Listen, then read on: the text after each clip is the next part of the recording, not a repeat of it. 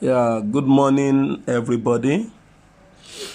I'm back on Shola Salami's Word with this series on polygamy that is titled The Ministry of the Polygamous Man.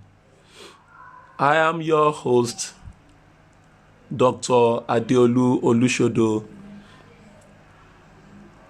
And this morning we'll be looking in depth into who is a righteous man.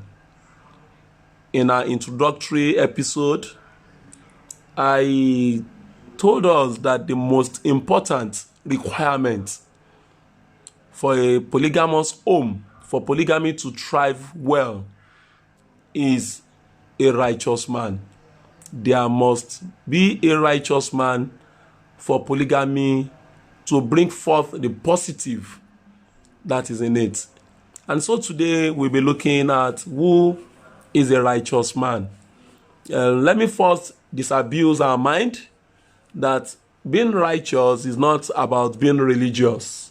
It is not whether you are a good Christian or a good Muslim or a traditional African tradition, the African tradition religion practitioner, but it's about being one with the Creator himself. That is what actually, who you can actually say is a righteous man. And what do I mean when I say a man is standing with the Creator? Firstly, the way the Creator created man, we can see that he created man to be the overseer of his creation. After the Most High created the world, he created man and put man in charge of everything he has created. So what that means is that man is the overseer, is to ensure that everything goes on as the Creator intends, is to see that the world is peaceful, is to see that provisions that the Most High have made goes round, that no one goes to bed without food, that no man wanders on the heart without doing that which is expected of him. And so, if you talk about a righteous man, that is the kind of man that I'm talking about. A man whose aim, whose intention, every moment is about ensuring that this world stays the same way that the Most High created it. And if you look, you see that there are a lot of things that is happening in the world today that makes it very different from what the Most High created and what his intention is concerning this world. So the righteous man has a very big job on his hands. And after creating the man, the Creator also looked at him and said, it is not good for man to be alone. I will make for him a helpmeet suitable for him. You know, it's about, that's where the issue of women came from. The Most High looked at the man and said, it's not good for him to be alone to carry out this task. Let me create for him a helper, a helpmeet that will stand in opposite of him to help him to perform his function. So we know basically from this that the job of making this world a paradise rests on the man. And so it is the man that has that big headache of firstly finding out the intention of the Creator. And that means he must be close to the Creator. He must be of the same character with the Creator. And so that man that is doing that is a righteous man.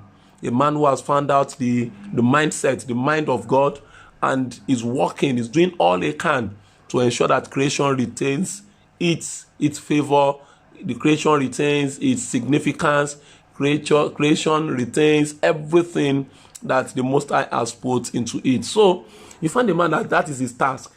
That is what he's looking out for. He wants the best in his environment. He wants everywhere to be peaceful. He is not really the man that is home focused. Let me put that in quotes.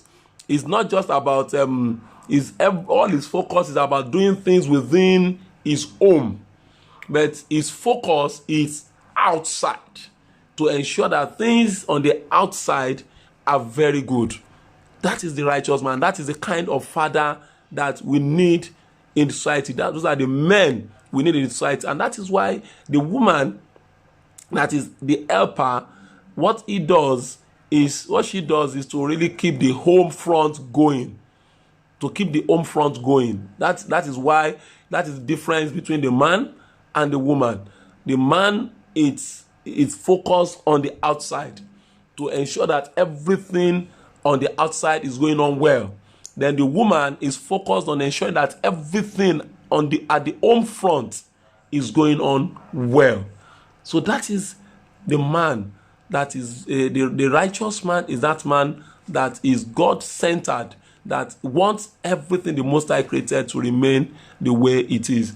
So when we talk about this righteous man, we see that he has many things to do. He has many things on his plate. And he's not a man that is locked up in the home, or he's not a man that it's everything he acquires is just for the home. This is a man who is doing a lot outside the home. And also, we find out that he is very busy. This is a man that has so many things to do. And he identifies people, men of the same character, and they all work together to see that they put things in place. So a righteous man that is focused on the Most High and his creation, you find out that because of his work, because of what he's doing, because of trying to balance things up, may end up sometimes having more than one woman. To him, it is not just about a home. To him, it is about a better world. To him, it is not just about provision of food in his own home. To him, it is about ensuring that everyone elsewhere also have access to food at the right time. To him, it's not just about people in his home getting shelter and having things. It is about also people outside, how well they are being catered for. And so he tries as much as possible to touch the lives of everyone. To touch the lives of everyone. So it's not really about just one person or just few people. To him, things are about everyone. Everyone. So he wants to bestow goodness to everyone, just like the Creator is bestowing goodness onto the whole world. And in that way, it comes across a lot of people, comes across a lot of women. He sees a lot of things going wrong, and he wants to right the wrong. So the righteous man is a busy man. The righteous man is a doer. The righteous man is a reformer. The righteous man is out there to make things better for everyone. And so, the question is, a righteous man, can he have more than one wife? Is it possible for him to have more than one wife? Because in the way he does his work, in the way he moves about, he meets a lot of people. There are challenges in the society, and he tries as much as possible to overcome those challenges. So let me just give us an insight into how it is possible that a righteous man goes into polygamy, or he considers polygamy as something for him to do. You see, in the society we have today, there are a lot of widows, there are a lot of single mothers, let me put it that way, and there are a lot of even single ladies out there with great potentials but no man. And one of the things that it's a challenge is how to get all these people settled in a real home. Let me put it that way in quotes, in a real home where they can harness their potentials, and also for single mothers where their children also can be really taken good care of, and they can also achieve that which they want to achieve. They need a home. they need a family as well. And the righteous man could also be the one that could help them to get this thing they need. And so, you find that the righteous man can marry such a person, all in the name of trying to ensure that society gets the best of it. A righteous man can also meet a woman who can really help his work of making this world a better place. Even if he is married already, can still be married to that person, all in the name of getting things done in the right way.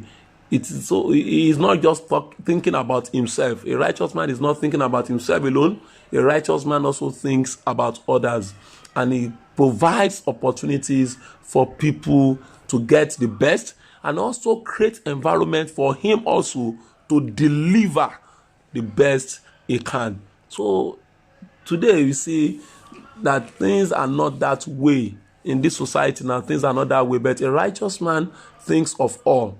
A righteous man wants the best for all. So a righteous man wants the best for everyone. So when we talk about polygamy, then the best way that it can be practiced is if polygamy is being put together by a righteous man, because his purpose is to make the life of everyone to be better. He's not doing it for selfish purposes. He's not doing it just for his own good, but he's doing it for the good of all. So definitely he's going to show love to all the women involved. He's going to show love to all the children involved. He's going to show love to as many that will come under his roof. So it's different from a man who goes into polygamy because my wife is not good enough again. I want someone younger and all those ones to satisfy my sexual needs. He go ahead and marry another person. Oh, he feels, my wife is not giving me what I want from her. Oh, I need someone else to give me something I need. He goes ahead to marry another person. Or mistakenly somehow he impregnates a lady outside, he marries that one.